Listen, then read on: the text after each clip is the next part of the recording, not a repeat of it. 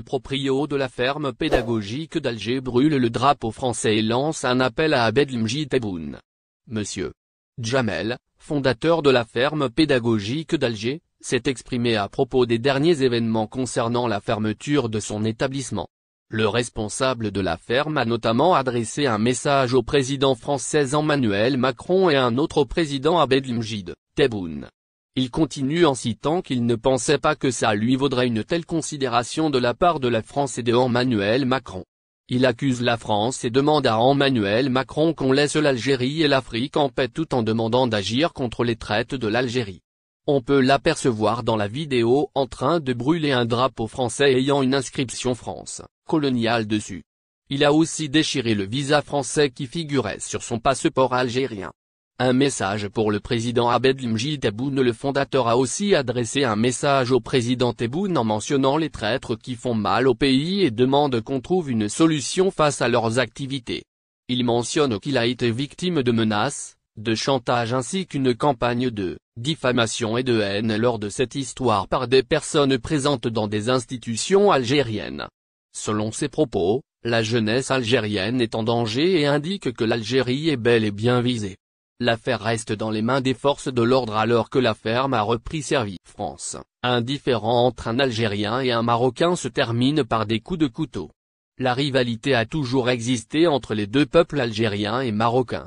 En effet, cette rivalité a été constatée dans de nombreux domaines et à de multiples occasions. D'ailleurs, il y a seulement quelques jours, à Seine-et-Marne en France, 2 ressortissants issus de ces 2 pays ont été impliqués dans une rixe qui s'est terminée par des coups de couteau. Les faits remontent au 2 mai dernier, vers 23h50. Dans un hôtel d'hébergement de migrants, situé la zone d'activité de Ponto-Combo, le différend et la rivalité entre cet Algérien et ce Marocain, tous les deux âgés d'une trentaine d'années, ont dégénéré.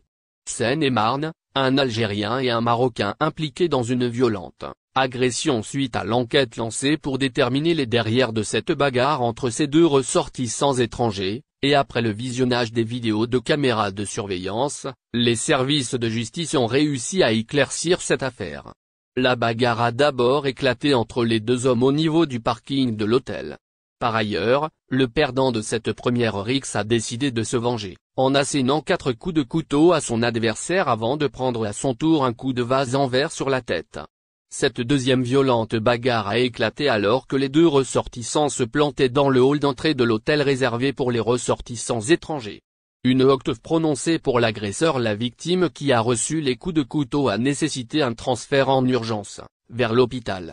Notamment en raison de l'état grave de ses blessures au niveau du haut de son corps, au thorax, sur les avant-bras et au thorax. De son côté, l'agresseur a été présenté, 2 jours plus tard, devant la justice.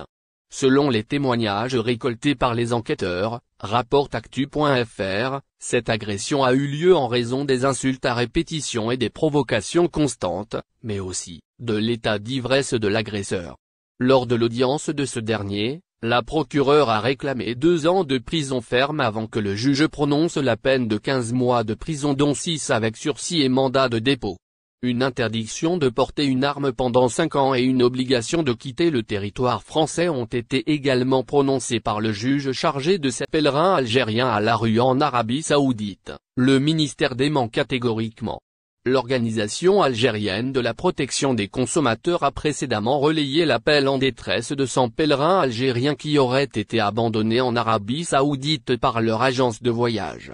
En effet, SOS a fait le tour de la toile, mais le ministère du Tourisme et de l'Artisanat a décidé de sortir de son silence et d'éclaircir cette affaire.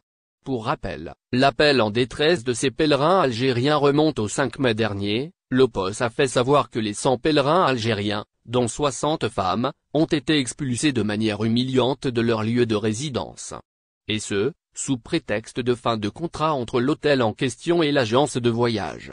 Ainsi, selon le communiqué de l'Organisation algérienne de la protection des consommateurs, le directeur de l'hôtel en question a demandé à ses pèlerins de quitter les lieux.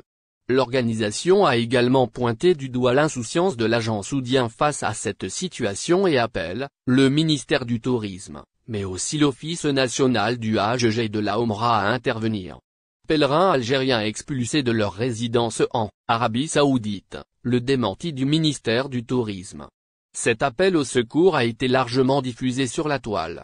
Sans trop attendre, le ministère du Tourisme et de l'Artisanat a décidé de sortir de son silence et de réagir à cette affaire.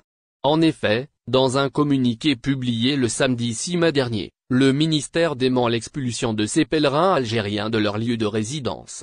En effet, le ministère a fait savoir, suite à l'enquête faite en ce sujet, notamment au niveau de la wilaya de Biskra, où exerçait l'agence en question, mais aussi auprès de son dirigeant, que les pèlerins algériens n'ont pas été expulsés de leur hôtel. Le communiqué en question, l'agence de voyage a assuré la résidence de ces pèlerins dans la région de Azizia près de la Mecque. Par ailleurs, le ministère a rappelé que le retour du premier groupe, composé de 32 pèlerins, est prévu pour le 8 mai 2023. Et celui du deuxième groupe, comprenant 61 pèlerins, est programmé pour le 10 mai prochain. Par ailleurs, le ministère du Tourisme et de l'Artisanat a profité de l'occasion pour inviter les agences de voyage à s'armer du professionnalisme à l'approche de la saison du Hajj 2023 et assumer leur engagement vis-à-vis des pèlerins algériens expulsés d'un hôtel à la Mecque. Le ministère du Tourisme réagit.